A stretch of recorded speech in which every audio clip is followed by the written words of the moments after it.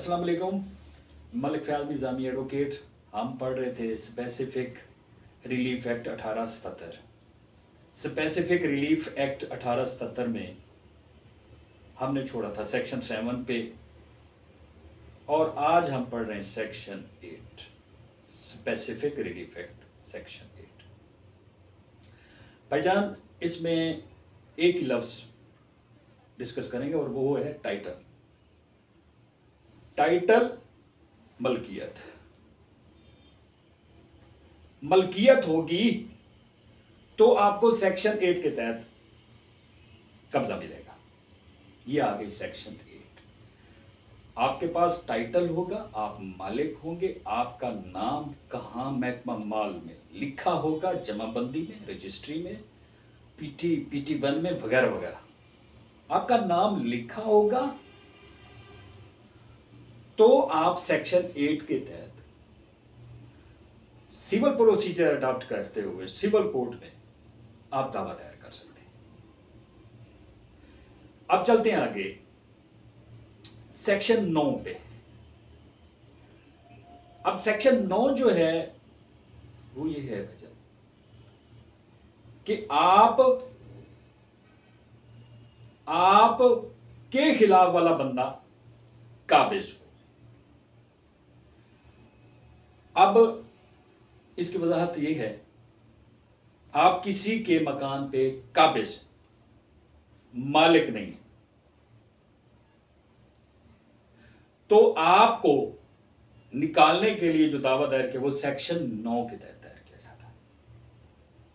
अब थोड़ा सा इसमें गुजारिश करता चलो, सेक्शन 8 मलकियत वाली, टाइटल वाली, आपका नाम जमाबंदी में मौजूद, आपका नाम रजिस्ट्री में मौजूद हो, आपका नाम PT1 में मौजूद हो, आपका नाम हर उस टाइटल दस्तावेज में मौजूद हो जिसको कोर्ट ऑफ लॉ कहती है कि ये टाइटल दस्तावेज। आपके पास वो दस्तावेज होगी और आप कहेंगे कोर्ट में जाके दावा दायर करेंगे सेक्शन 8 के तहत कि जी मैं मालिक हूं, मैं मालिक हूं, मेरी जायदाद पे फलां बंदे ने कब्जा किया हुआ। अब स्टूडेंट्स के लिए जो तालिब इल्म हैं अभी लॉ के मतलब डिग्री में है, प्रोसेस में है, उनको समझाने के लिए गुजारिश है कि आपने वो टाइटल की दस्तावेज देखनी, गौर से देखनी दस्तावेज। अब दस्तावेज आपके सामने पड़ी,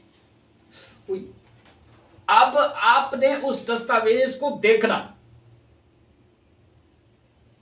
कि क्या जिसका मैं दावा दायर करने जा रहा हूं वो टाइटल्ड है या नहीं है।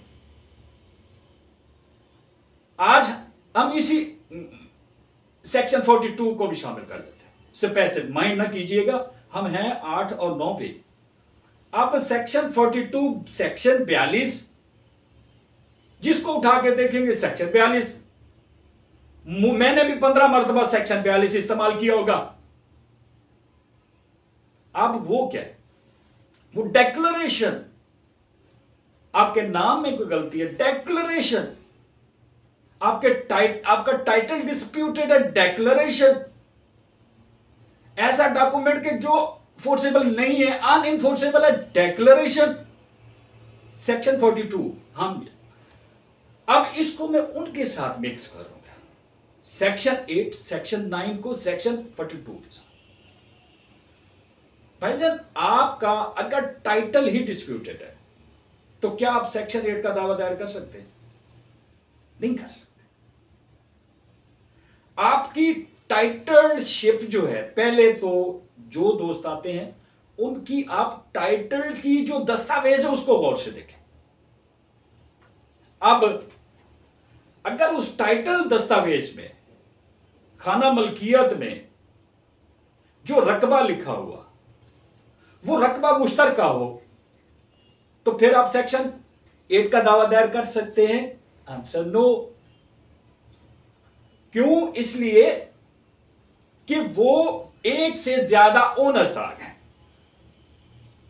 को ओनर्स आ गए, को शेयरर्स आ गए। तो क्या कानून क्या कहेगा, पहले जाएं आप इसकी पार्टीशन करवाएं और आफ्टर पार्टीशन आप स्पेसिफिक पोर्शन के मालिक बन गए।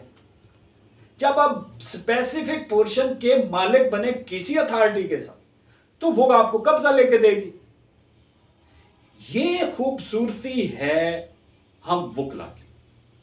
हम दोस्तों को चाहिए कि जो दस्तावेज आती है, जमाबंदी हो, रजिस्ट्री हो, कोई टाइटल की दस्तावेज, उसको गौर से देखिएगा। अब देखना यह है कि वो जो टाइटल आ रहा है वो डिस्प्यूटेड तो नहीं है। डिस्प्यूटेड होगा तो फिर आप उसको दूसरी तरफ ले, और डिस्प्यूटेड से मतलब ये है, अब देखिए ना, शेयर्स हैं, को शेयर्स हैं, को ओनर्स हैं, काफी लोग हैं ना जी। तो अब आप उनको क्या करेंगे, आप सेक्शन 8 में तो आ नहीं सकते, फिर आप उसको पार्टीशन में लेके जाएंगे। बिल्कुल पार्टीशन में लेके जाना पड़ेगा। अब सेक्शन 8 क्या हुआ, सेक्शन 8 आप मालिक हैं, आपकी मलकीती जगह पे कोई काबिज है, आपने उसके खिलाफ दावा दायर करना, सेक्शन 8 का। अब ये जो दावा है ना, ये दावा जरा लेंथी होता है, इसमें पूरा प्रोसीजर ऑफ लॉ सीपीसी का पूरा प्रोसीजर इसने अडॉप्ट करा है, और इसकी जो लिमिटेशन बताई गई है बामुताबिक कानून, वो है 12 साल। अब ये सेक्शन 8 का दावा हो गया, और सेक्शन 9 का जो दावा है वो क्या है कि आप किसी की जगह पे जाके जबरदस्ती कब्जा कर लें।